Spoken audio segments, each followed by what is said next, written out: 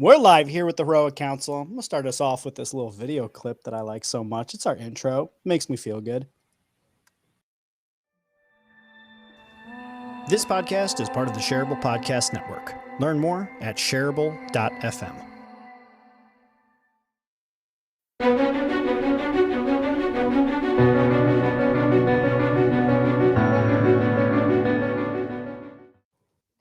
Oh man, welcome back to the Heroic Council. My name is Jeff Gibbard and I am your host today. Boom! And I have two of the Heroic Council members with us, Parshell and Sarah. Welcome back. It's great to see you both. We haven't done this sort of thing with just the three of us in a while. Great to see you too, Jeff. Happy to be here. Today's going to be fun, I think. So we're going to talk about motivation hacks for when you're feeling unmotivated. And I'm really glad that I get to host and talk to the two of you about that because I'm pretty sure you're going to have different methods of getting there. I have a few, but I'm really going to be leaning mostly on both of you for this. But for the audience, those of you tuned in right now, if you want to follow along with the Heroic Council in general, like maybe subscribe to our podcast, give it 5 stars on iTunes. I don't know. Sounds like a good idea. superheroinstitute.org/heroic. That's where you can get all of it. Any podcast network you use, any one of them, except the ones we're not on yet, as well as links to our YouTube where you can follow along. You can also follow along on Facebook and all the different places. I mean, at this point, you probably already know. Also, Sarah's LinkedIn. You can follow on Sarah's LinkedIn, but not mine and not Parshell's. One day we're going to be everywhere. Yes. It's going to be incredible. It's going to be phenomenal. All right, let's talk about this whole thing about motivational hacks for when you feel unmotivated. I can tell you, I've had a really, really rough 2 months. I don't know how you guys have been, but I've had a rough motivation 2 months. My parents came in for about a little over a month to come and meet their grandbaby, which was awesome. But it definitely left me feeling like, oh man, I don't really want to do any work at all. And then the aftermath of that, after they left, was like this void. I was like, well, the parents are gone and I should be working, but I don't know what to do because I spun everything down so I'd have this time and bah. So this episode is very appropriate because I'm still working on this. So let's just start here. Do you guys deal with this thing where you get unmotivated from time to time, or are you guys both just like crushing it all the time? Sarah, I'm not even starting with you. Shall we got to start with you? Because I see your stuff coming in like in the evenings. I get like these email notifications that you've just been crushing it, and can't even start with you. I'm not ready for this. Parshell, though, you get unmotivated at times, right?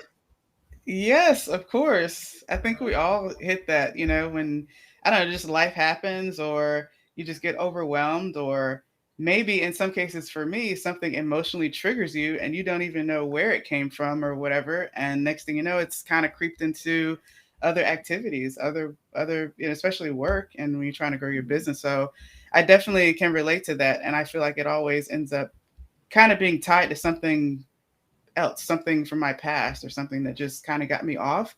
And now I feel overwhelmed. I feel like I can't do it. I feel like, what's the point? I do struggle with that from time to time. So definitely feel you on that.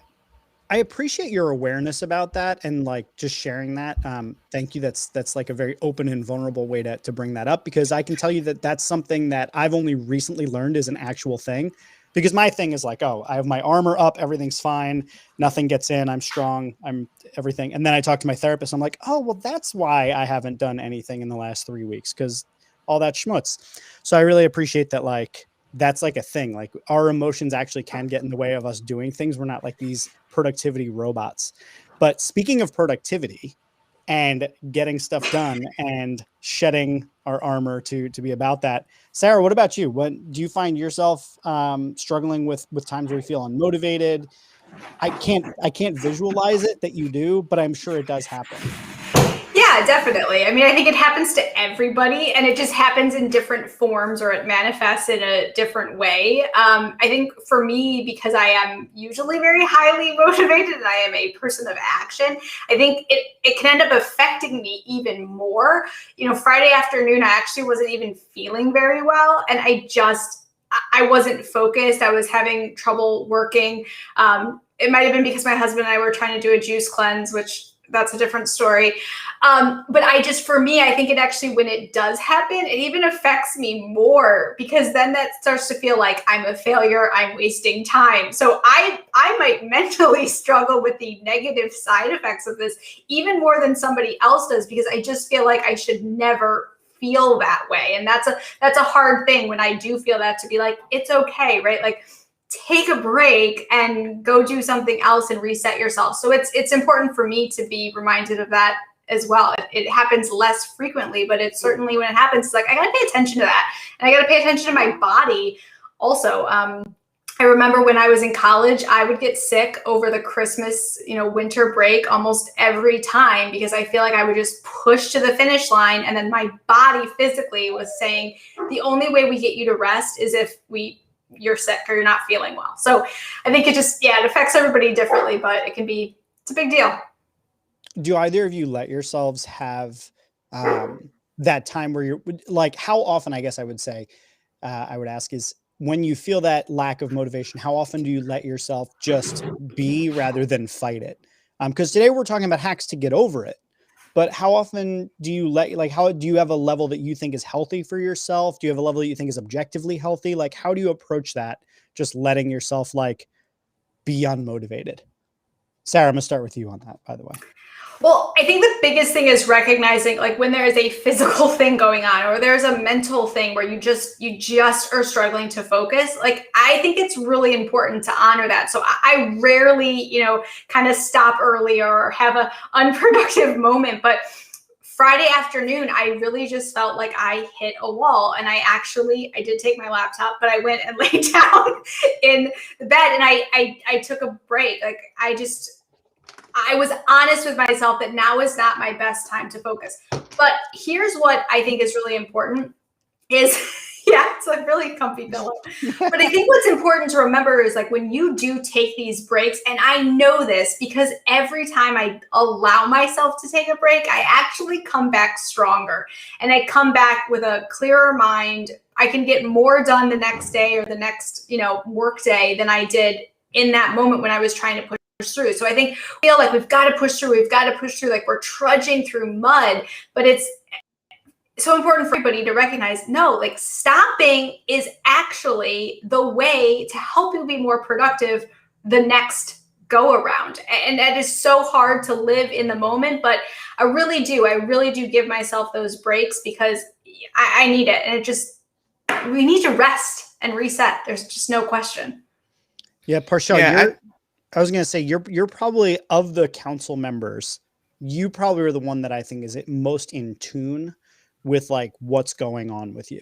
I feel like you have the greatest sense of what's going on internally, mentally, emotionally, physically, and probably are the one. So I'm going to be looking to you here. I'm curious about how you allow yourself to just be with the unmotivated and to be with not being productive, because you're going to be sort of anchoring for the rest of the team here about what it is to give into that motivation. So I'm really curious. Just Nat, don't feel like you have to live up to anything now, but how do you deal with it when you're feeling unmotivated? How often does it happen? How often do you let yourself be in that space?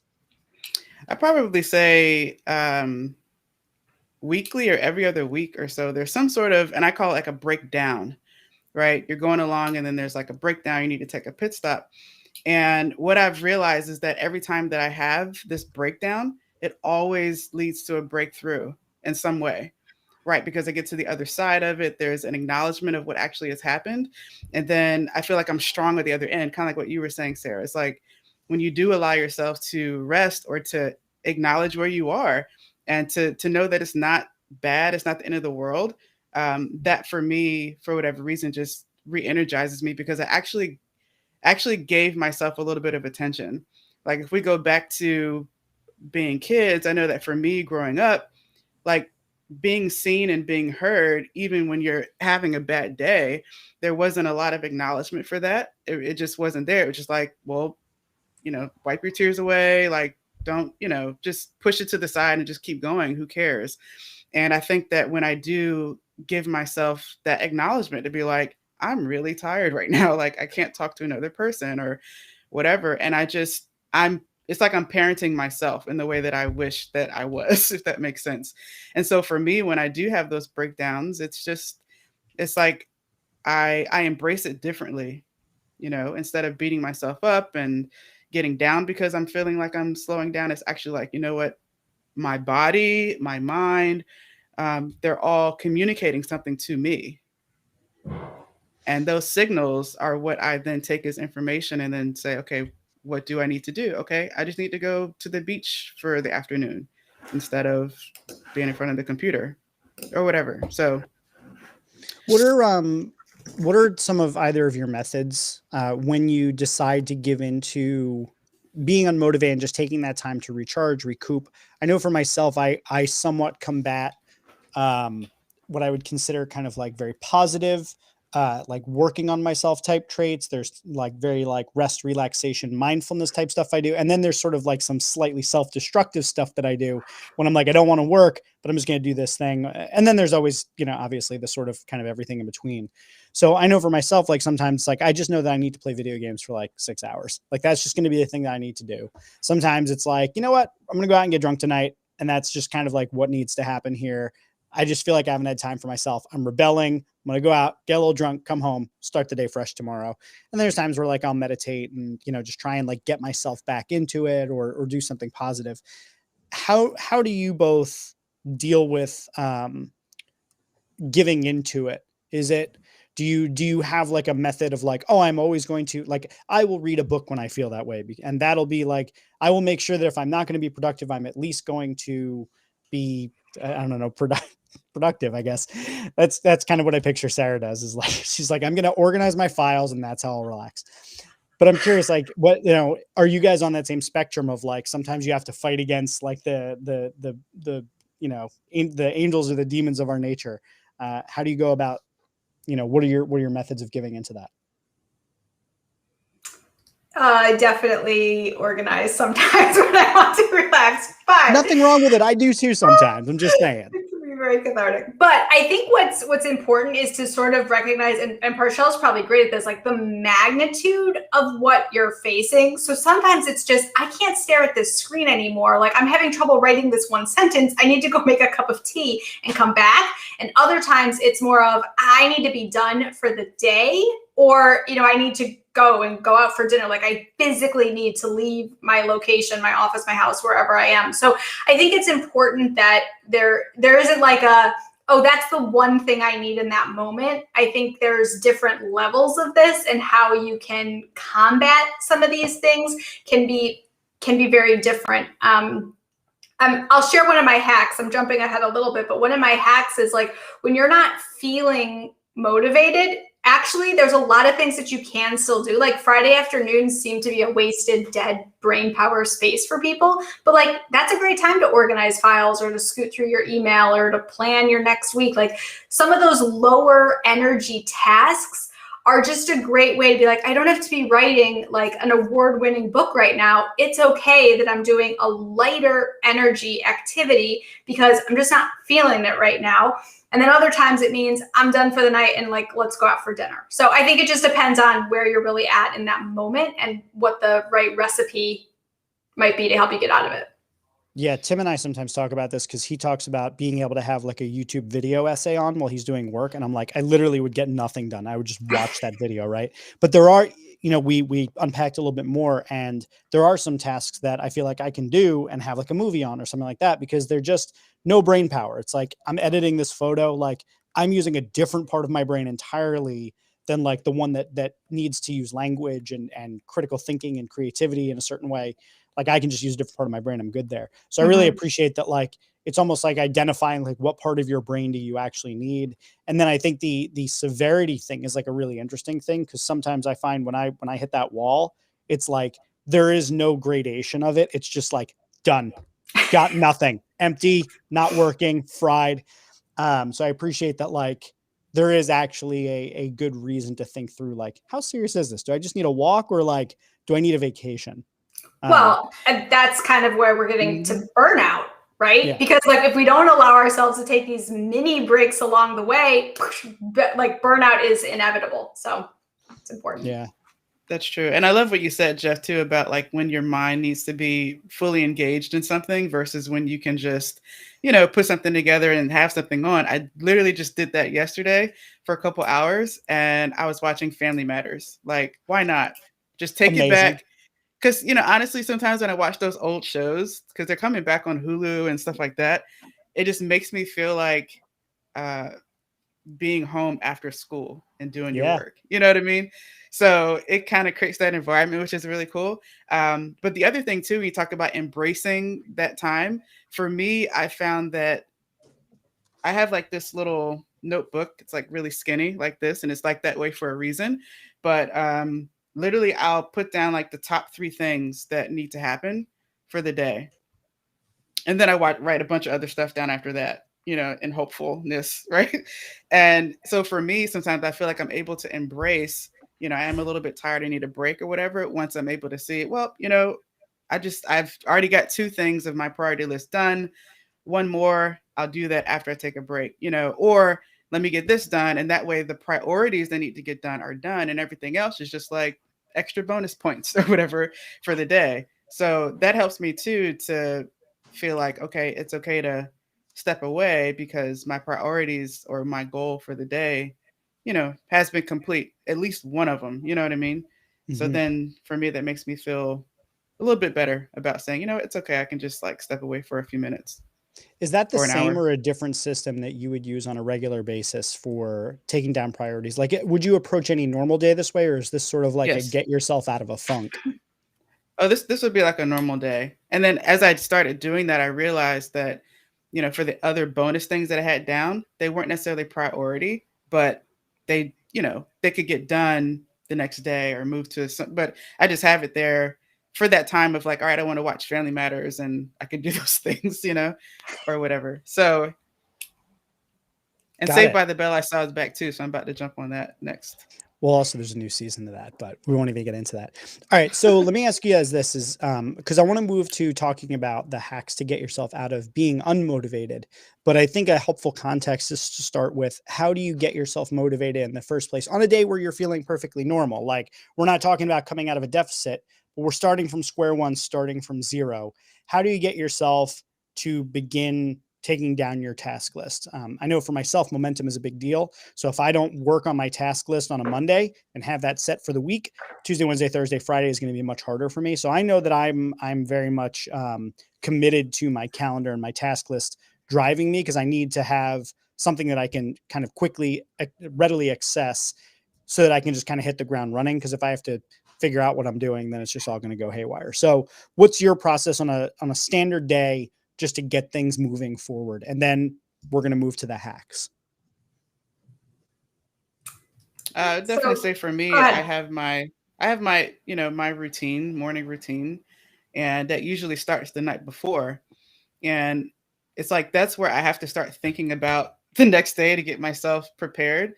It motivates me to get, the hours of sleep that I need, and to get up on time, and then, uh, and usually just in my routine, I have things that kind of motivate me or center me to begin with. So usually it's like how I start the day is my start for being motivated for anything for the day. That's me.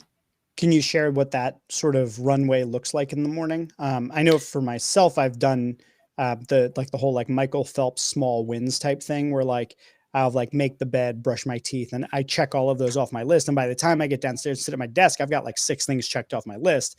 I feel great. I'm hitting the ground running. Do you do Yes. something like that, or like how do you go Yep. about your morning?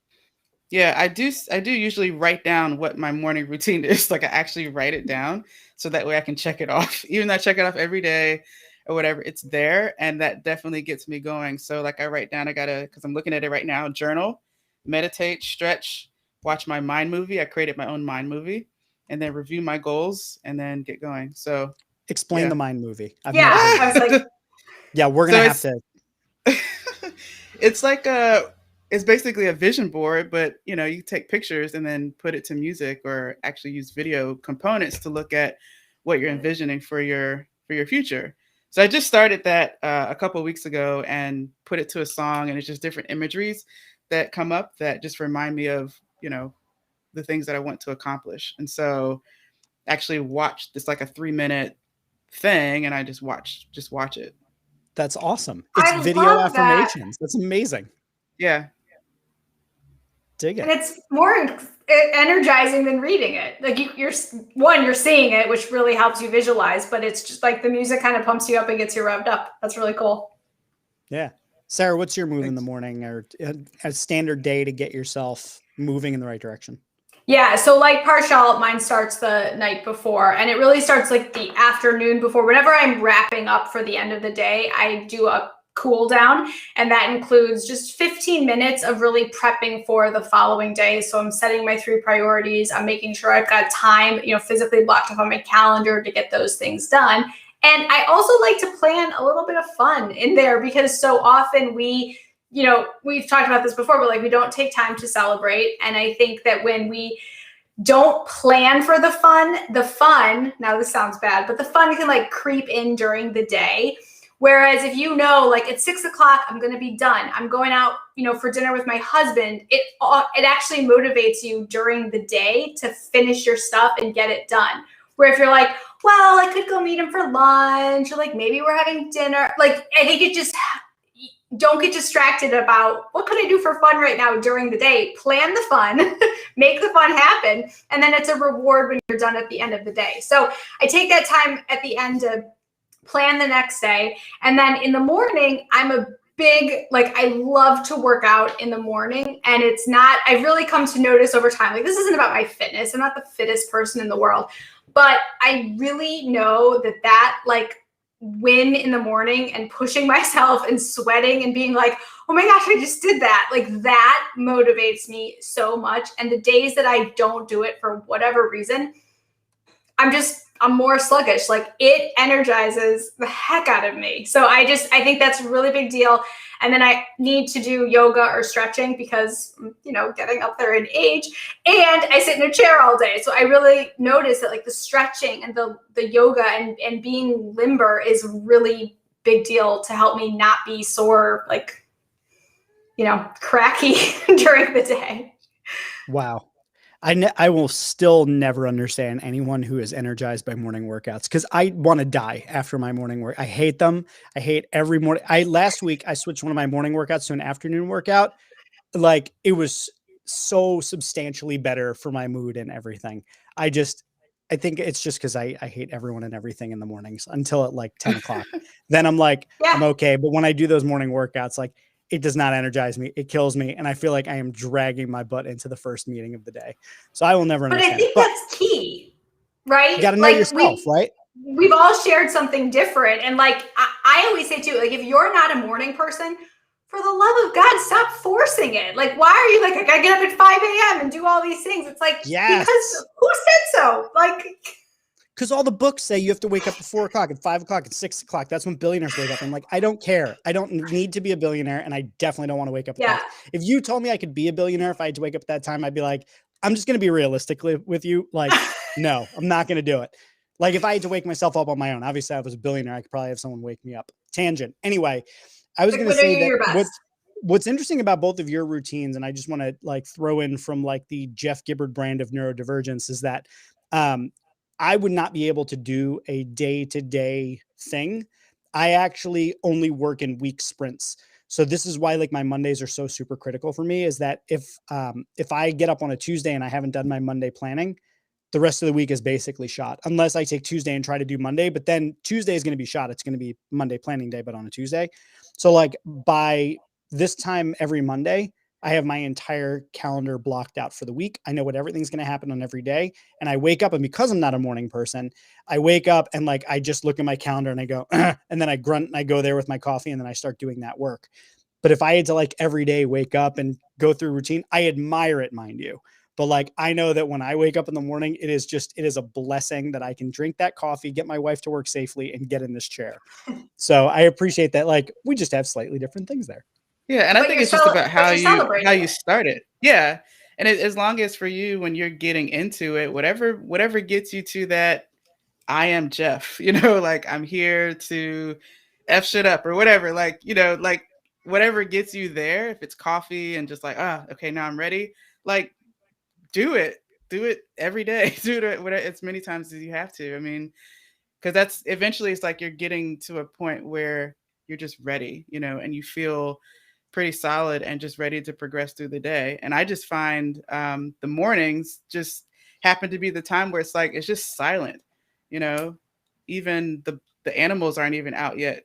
Outside you can just it's just peaceful. And I heard Grant Cardone, it was this concept of beating the sun up, like be up before the sun and before everything just starts to kick in, the distractions, the busyness, the energy of everyone else waking up. There's less of that earlier. And so it's just more of a peaceful time that you can center on yourself that way. That's how I see it too. I'm like, I'm gonna beat the sun up and then see, I'm like, I'm gonna outlast the sun. Oh, you're done for the day? Guess who's staying up late? It's this guy. So it's funny you said that about like whatever it works for you, because truthfully, like there's a lot of shame, I think, because there's a certain way it's supposed to be done. I feel like there's a lot of book miracle mornings. There's like the 5 a.m. club. There's like, nobody talks about being a night owl, and nobody talks about, I don't want to say nobody, like, people are saying sort of thing, but like the general tenor of the conversation around what it means to be productive and to be, a high performer in this and that, there's a certain narrative that it's like early birds get the worm, the whole thing. And I think it took me a lot of years to be comfortable with the fact, like, this is how I work and this is how I work well. And I don't need to change because somebody else says so. So if anybody out there listening is like, wow, I'm just so not fitting any of the mold that even the three of us are saying here, I say, give yourself permission to find what works for you so that you can unleash your best self to the world, and stop worrying what all the books say or what people tell you should do or whatever. Like, your rhythms are your rhythms. Your time where you feel alive and energized are your times. And your way of getting yourself going is your way of getting yourself going, hopefully in a healthy way. So I want to move to talking about hacks though. So let's assume now that we've got our method of getting ourselves into it on a normal day. Each of us has our own unique way of starting the day, finishing out the day, going through the day, whatever. And then bam, wall. Some sort of thing is going on in our lives emotionally. Something is going on logistically. Something is going on. We didn't get enough sleep, whatever it might be. What are some of the ways that when you have that moment hit, what's your like step-by-step process? Because you have something, and again, in this situation, I'm going to assume that we have something important to do. Something's due end of day tomorrow. So this leaning into taking the time off is not a luxury that we have in this scenario that I'm painting here. How do you get yourself back in it when you're just not feeling it? You've got to dig in and you've got to find it, or you've got to kickstart that engine. What's your method? Oh, well, what I do is I often notice that if I get stuck, there is a pretty good chance that it's because I don't know what to do next. And so I've really done a lot of work around trying to get my to-do list in such a way that these are actionable things that I actually can accomplish. Because what I was noticing really when I was working with other people in my previous business was that I would get an assignment basically, right? And it would be do this thing. And then I would sit down to do this thing and get stuck. And I realized that I was stuck not because I didn't want to, or like I wanted to procrastinate, because I just didn't really know what I was supposed to do. So I would feel unmotivated. I would feel a lack of focus. I would feel like maybe I'll just like move that to another screen and work on this other thing first. And it was for me often because I just didn't know like the one thing I could do next, the next step. And even if that step was, I need to go ask that person what they actually meant by this assignment, like, I just think we get kind of stuck with it and our wheels turn around something over and over again. Like, no, you just need to figure out what the next actionable step is. Let me ask you a follow-up question on that, because I see that in kind of two different ways. In my head, it's almost like lining up dominoes, right? So yeah, because let me say this. The way that I see it in my head is I would want to know if this is the end thing that needs to get done. I would want to work from there backwards and line up all of the different things. So then it was time I could just work on the first thing and then the second thing. I'd line up like one through the end destination.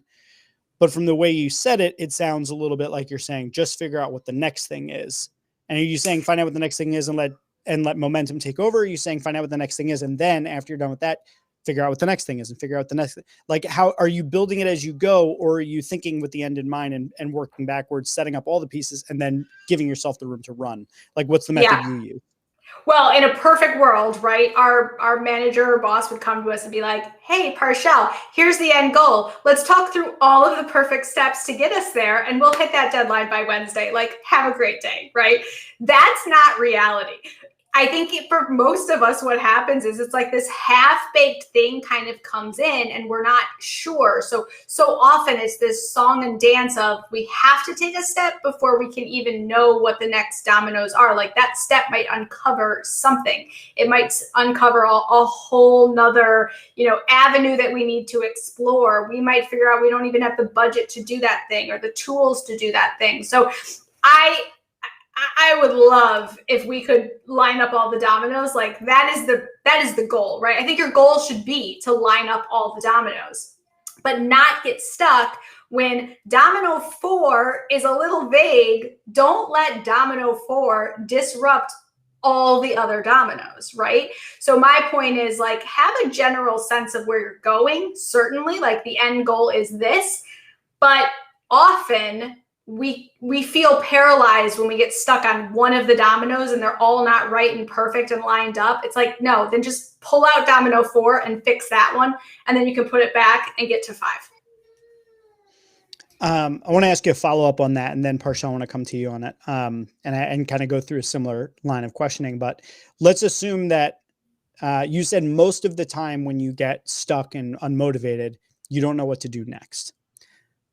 What about the cases where you do know what there is to do next? You've got all of the different next steps. Maybe you've got too many priorities to work on. There's just some other reason, but the problem isn't that you don't know what to work on next. The problem is you're just not doing it. Yeah.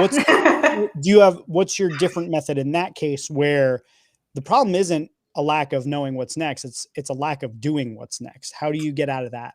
Yeah, well, there's really a couple things. One is just to remind myself of why I need to be doing this thing. So this is so important because Jeff asked me for it and like he needs my help, or a client needs this thing. So I think it's about reigniting the why, like why this matters, why my role in this matters, and why like I'm maybe the only person that can do this. So I think reminding yourself of the value of that thing, the importance of that thing. And keep in mind, in doing so, you might be like, oh yeah, I actually don't need to do this at all. But often you're going to really kind of reignite the value in it. The other thing I do is it is so easy to get scattered, right? We've got another tab open, emails open. It's like, shut it down, turn it off, work on the one thing, like set the clock for 20 minutes, get started on one thing. Like the multitasking isn't working. That could be a whole different podcast, but yeah, we got to talk about multitasking at some point, not today, but another time. But I want to just touch on one thing. I want to talk to you, Parshell, about the same idea. But when you said, remind yourself of the why, when we're talking about hacks, what that made me think of is that you have to try and find whys that are going to motivate you out of that. Because when you said like, oh, I need to do this because so-and-so asked for me. If you're the type of person that's like, I don't care what somebody else wants. I don't care what somebody else, like that hack wouldn't work. That why would motivate you. But if you can figure out, like, I respond to social pressure, I respond to, how people think of me. I respond to, potential punishments. I respond to incentives, like giving yourself methods of being able to get out of those traps by figuring out what your triggers are is probably a really smart hack around how do you get yourself out of being stuck? Well, find the thing that works for you. Like if somebody was like, oh, well, what would a superhero do? I'd be like, you got me. I'm going to do it.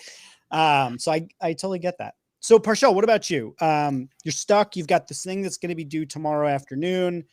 You're just not feeling it. One reason or another. You may have the next steps lined up. You may not. How do you get yourself into the zone where you can work on the important work when something's just taking you out of it? Yeah. And you mentioned like having, like, for example, accountability, like if you're accountable to someone for something. Usually for me, I'm motivated that way. Like if it was something just for me, then it's like more likely to be at some point on the back burner, I'll push it back. But usually the things that need to get done, they're usually for someone else. So a lot of the activities that I have to do are always like somebody needs it. And I'm definitely motivated by that. So I remember who the person is, like Sari talked about the why. Well, the why is like someone asked me to do this. I said that I would do it. You know what I mean? Like everything on my list is something that I agreed to do. So that kind of comes back into my remembrance. And then from there, I just kind of think of a strategy, like really start to break it down. Like, what do I actually need to do here? So a lot of times for me, that might be video editing, for example. I need to get something edited. Video editing can be very unmotivating if you're not like if you're not there. And so for me, I just have to strategize and like really break it down into smaller chunks of what needs to be done first. Like, all right, first I need to cut up all the audio piece first, right? Then I'm going to do this next. And it's actually break it down that way and create a list that I can start checking off. That gets me like going. So even the first thing, start new project in Final Cut Pro. Check, do this next. And I have to break it down that way just to kind of get me in motion. So I'm the type of person as an achiever that just likes to make lists. And I find that when I do that and strategize my list and then start to do it, I actually just get in action towards it. And that's really the ultimate goal, I feel like, is just to get in action, because it's not like we're incapable of doing these things. It's not like we don't know all the time how to do it, if it's on your list. So for me, it's just like, okay, I'm stuck. How do I get in motion? And for me, I just have to make a list. That actually brings up a question that I would have for both of you, because we've all kind of danced around it a little bit, but Parshell, you've talked a number of times about, your notepad, the list you make, the particular type of paper you use. I'm curious, what are the tools that both of you are using to enable you to get unstuck, to get you moving in the right direction? And not just by tools like, is it paper or is it an application, but is there a particular format? Do you like drawing circle bubbles versus square bubbles? Do you mind map versus writing out a list? When you write a list, is it bullets or is it checkboxes? Like, are there certain little quirks about all of these tools and the systems you use? Do you find make it easier for you? Parshell, you mentioned an achiever. I'm assuming you're talking about your 3 Enneagram. So the checking off is an achievement into and of itself. And for Enneagram 3's achievement is a big motivator. So talk to me a little about the tools and the processes that you each use that help you stay on the straight and narrow to what you're trying to get done. Well, I've learned from both of you that yes, it's good to write stuff down, but then it should also be digital. So I usually I will write things down on my list, just because writing for me is also like it's different for me than putting a task on Asana, which I do also. Sometimes I take what I write down and then it ends up in Asana or whatever. But it's like I have to write it down, and that's a tool for me that really helps out. So I write it down. It's here, and it's also on my calendar. Sometimes I actually will block out the time of when this thing is going to get done. So that helps me too. In terms of like the tools and stuff and my methods. It's like I have to write it down. It does need to be digital so that way I can keep track of it and search it when I need to find it or whatever. And then my calendar kind of also confirms to see, for my day, how's everything broken up and where can I allocate this time or switch things around. Like, especially if I'm unmotivated and there's something that has to get done tomorrow. Okay, I guess looks like I'm not going to be able to chill like I wanted to tonight. So, I'm going to do this instead, it's good to kind of see all those things, and that combination just works for me. So when you start out, your first thing is writing it out in some way or another. And is that correct? That's the first step. You're not going first to digital. You're always going to start with writing, right?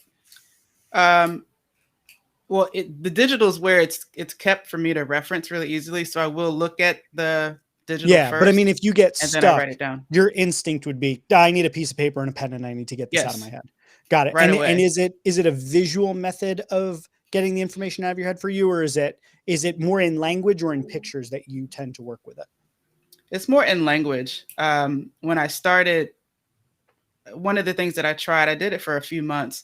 I literally would just draw a big circle and then make little pie cuts, right? And then put something on each pie. And then as I completed it, literally filled it in, like colored it in. So that was kind of cool, because then you end up filling up your whole pie, right, at the end of the day, or most of the pie. And so that was helpful. But for me, a list is 100% like it's just, and then I cross it off, and it just feels so good every time, doesn't it? Yeah. So good. One of the things I love about Asana is the unicorn that they have fly by. When yes. It's just awesome. It's Sarah, best. what about you? So I would say similar to Partial. I, though, can start in the digital place. So I am using Asana for my tasks. And I love that because I am also able to share, now I have somebody helping me on my team. Brenda's with me. And it's been great to be able to just, if I have a task, assign it to her easily. I can add notes right in there. So digital, definitely. But where the paper comes into play for me is that I'm a very, very high idea producer, like almost to the point of I think it is disruptive to me.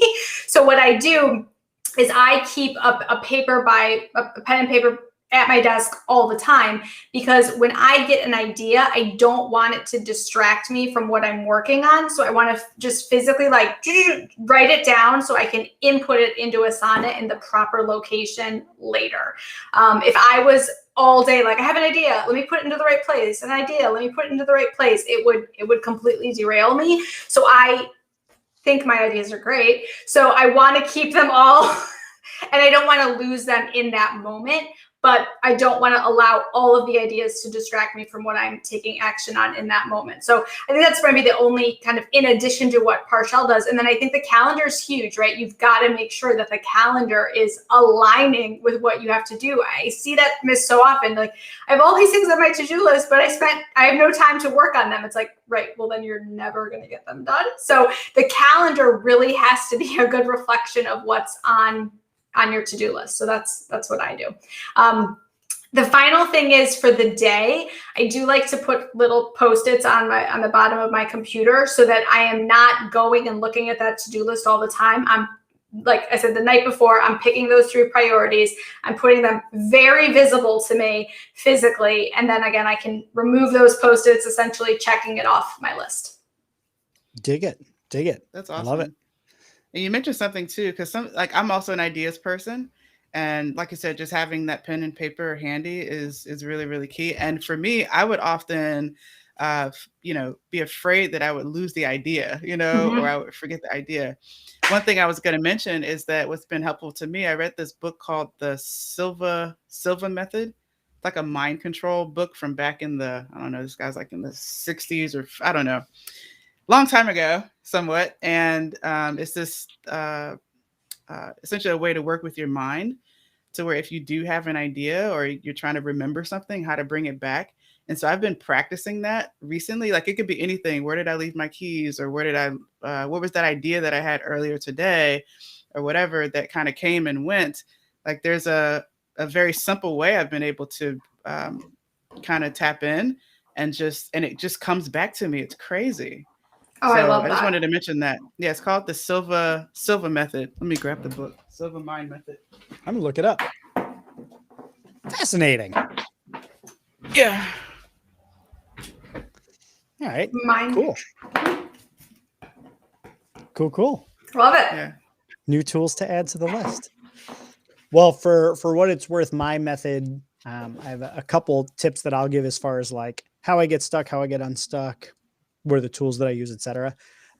So the one is that when I get stuck, first thing I turn to is, am I well rested? Because if I haven't taken a nap, will oftentimes get an entire week unstuck if I can just take a nap. Because I think sleep as once I hit 40, sleep was just the thing. If I didn't get enough, it was game over the whole day. So first thing I turn to is sleep. Second thing is if it's all right, I'm well rested, or this thing is so important, I don't have time for a nap, whatever. I use a hack of the Pomodoro technique. I think I've mentioned this before, but the Pomodoro technique, 20-minute work, 5-minute off, 20-minute on, 5-minute work, break, 20-minute on, 15-minute break. I basically just do the first 20 minutes and then I just shut off the timer and I keep going, because for me, my work is so momentum based that the hardest part always for me is not doing the work. I can lock in and do 16 hours of work straight.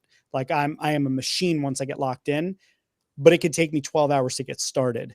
So if I can figure out ways to hack my start, then I can get a lot of stuff done. So that's a big thing. When it comes time to, I'm feeling scattered and I'm spinning. So that's one of the challenges of being attention deficit, is that you reach this point of just complete executive dysfunction. You can't make any decisions. You can't think about things. You're just paralyzed, spinning. I find that mind mapping is one of the most useful tools that I have found to get me out of it, because what's going on is there's just this racing clutter of mania that's happening up there. And I call it quiet loud, because it's like nothing. I can't decipher anything that's happening in there, but it's just screaming. It's just every thought and priority and idea is at like at like jet engine level decibels, but I can't hear anything. So the mind mapping allows me to start to try and make order of it. And as I start to take down the things that are floating around in my head that are priorities, things to get done, concerns, whatever, as I map them out, it allows me to kind of quiet and start to process things externally and visually. And the nice thing about mind mapping is that you can move things around to kind of order things in a way that make more sense. So I love writing a mind map. That's good. Like if it's like crisis, I just got to get like stuff out of my head and I'm spinning, or if I have a really good whiteboard. But I use a program called Simple Mind because really the thing that I really like about using digital programs is that in writing, you have to like cross something out and put it somewhere else. Whereas with digital, you can just kind of drag it and drop it into the place it needs to go. And once I've found that I've got things ordered, once I have something organized in front of me, my mind quiets. And Sarah, you said something earlier about your environment. So the first thing on my Monday weekly planning list on my like agenda of what to do, the first thing is turn off all notifications, clean off my desk, and close all unnecessary programs. So I literally am like removing all possible distractions to give myself the opportunity to focus on this one task, which is organizing out my week. So I take all the things that are in the mind map. If I'm feeling kind of cluttered, I'll mind map first, and then I'll move it into my task management system. Then I organize everything, put it in its place, make sure it winds up on my calendar. And basically I'm set for the week at that point. And what I was having for the past couple months was I just didn't do that for weeks and weeks and weeks and weeks and weeks. So I would get to a Wednesday and I was like, I don't know what I'm supposed to do. So I just had a really rough run of things. And then I decided to just take control of it. And I got unstuck by doing that stuff and getting back to being productive. All right. So well, just one comment on that real quick, Jeff. I think what's interesting with what you said is that so often we feel this like runaway train. It would, but that act of getting it out of your head is so critical because so often we're spinning about stuff. But when you write it down and you go, oh, there's just these 3 steps I have to do to make that thing happen. Like all of a sudden I'm not up at 3 a.m. worrying about it because I could just finish it, or I know I've got time on my calendar to finish it. So it's really, I think it's a really, really critical step that you feel like you don't have time to do that because you're so busy. But that puts it all in perspective and you can go, oh, okay, like I got this. It's not that bad. I know what I'm dealing with. Yeah. And it's actually helpful to hear that because I sometimes feel like my need to externally process, I feel like for the majority of my life, I felt like that's an inconvenience for all of the normal people I'm around who don't need to do that, who don't need to. And it's nice to know that like people whose brains function differently than mine also can use that and can gain a lot of help from that and also experience those same spinnies that some of us do. And I think spinnies can be, anxieties like worry, stress. Like this word, this label we want to put on this things, this manifests in so many ways, but I think most people are dealing with that in some fashion. Oh, it's good to know. All right. Well, to wrap up, we promised some hacks. I want to make sure if there's any hacks that we didn't get a chance to talk about that you both came prepared and ready with, that we get a chance to talk about them. So are there any hacks left on your list to get yourself unstuck, to get yourself motivated when you're feeling unmotivated? What are some of the things you got left on your list? And if nothing, then we'll just wrap it and we'll go for a nice walk outside, grab a cup of tea, something like that. What do you got? I love a work sprint. And I know, Jeff, you're a fan of this too. We've done them together, but that can be a really cool way. And again, Jeff and I tend to do them. We talked about this 2 podcasts ago, but we go the whole day, right? We go a little nuts, but a work sprint can be something short as 20 minutes, which is just getting you into the zone. And like Jeff said, I'm the same way. I set that clock.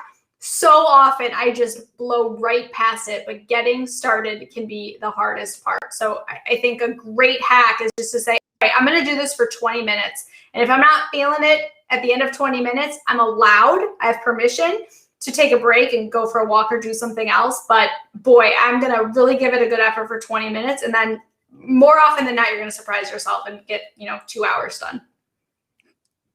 That's huge. Yeah, a couple of things that came to mind were playlists. So I do have like a playlist of things, whether it's music or like a good talking to, sometimes that's also helpful. So I have like a couple of playlists that are my go-tos where I like will just listen to something motivational. I find that that's huge. And then you guys know I'm also a proponent for meditation. I found like just like quieting your mind as well and just getting still is like also something that kind of gets you back into action too, because it's like really pressing pause and allowing your mind to take a quick nap. Like you talked about taking a nap physically. To me, sometimes meditation is just like taking a mental nap. You're still awake, but you're just at a point where you're making no effort. There's nowhere to be. You don't have to do anything special. You can just be where you are and be accepted in that moment. And so I find that also is like just helpful too, even for like 5 minutes or 30 seconds, like just breathe in and out and just allow some sort of stillness to happen helps me too. Yeah. So when my Apple Watch pings me and says it's time to breathe, it's probably a good thing for me to listen to it, is what you're saying. Yeah, I appreciate that. And by the way, to the point of playlists, let me just say, brain.fm is one of the best subscriptions worth paying for ever. Because so when I work, there cannot be a lyric. Like a single lyric could potentially take me out of it for the day. But Brain FM is like this beautiful, like it's got focus music and it's got for like light studying versus like deep work versus creative work. And it's just an amazing, and like you can choose within that. Like, do you want classical? Do you want like electronic or grooves?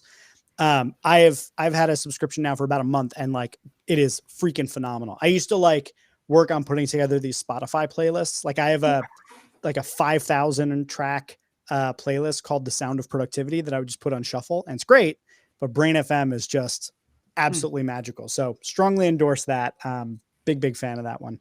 And then I had one other one that I was going to offer as a thing, but now I'm just forgetting it. Brain FM. Yep, it's gone. I think the other big hack is to also make sure like you're being honest with maybe your friends or your coworkers. Like it's so easy to be like, okay, I just have to push on and like never show weakness and never show that I'm not 100% on right now. But like Jeff, how many conversations have I had where like one of us is like, we're starving. We got to end this conversation because one of us has to eat, or like we're just not in the zone to work on that right now. And I think what's healthy about the relationship that all of us have with each other is we can say to each other, like, this isn't working for me right now. And I think it's really important to communicate that. Now, that's not an excuse, and that's not something you can use all the time. Like if you've got a big board meeting you're presenting to, and the executives have flown in, like you better show up and put on a great show. That's not the time to be like, sorry guys, I'm not feeling it right now. I'm hungry. Yeah, but I think it's about preparing for those moments, and then in the moments where you do have a little more leeway to just say, Jeff, I'm so sorry.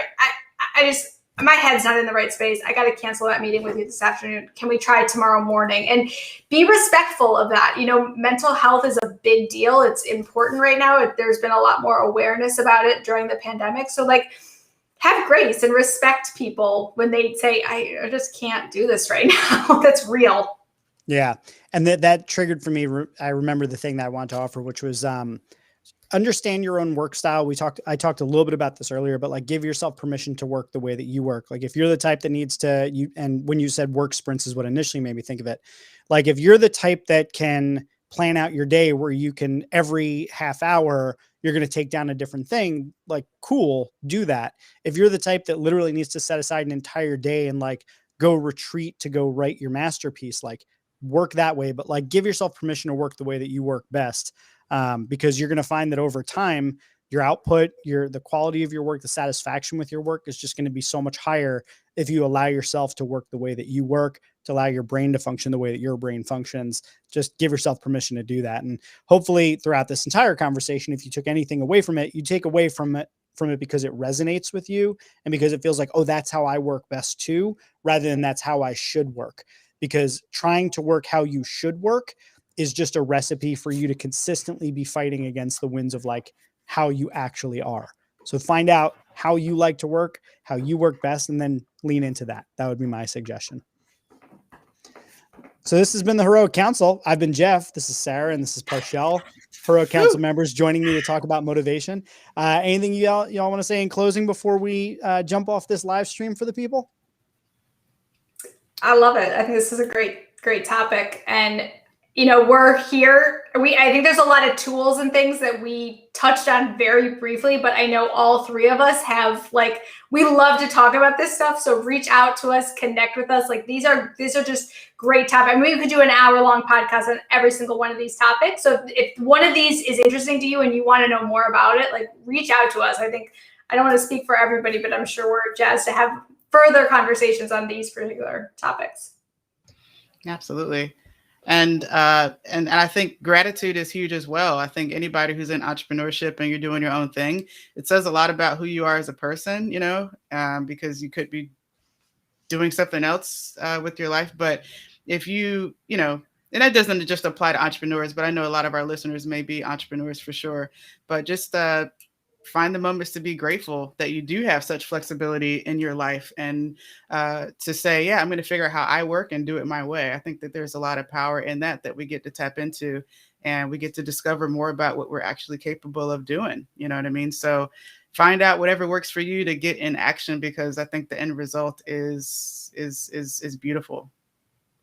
100% agree. Well, thank you both for joining me on today's Heroic Council. Listeners, go to superheroinstitute.org/heroic. If you want to leave us a message, there's a form there you can fill out. You can recommend a guest. You can recommend yourself as a guest. You can recommend a topic. You can ask a question. You can subscribe anywhere where we are. So please go check that out, superheroinstitute.org/heroic. And we'll see you next week on another episode of the Heroic Council.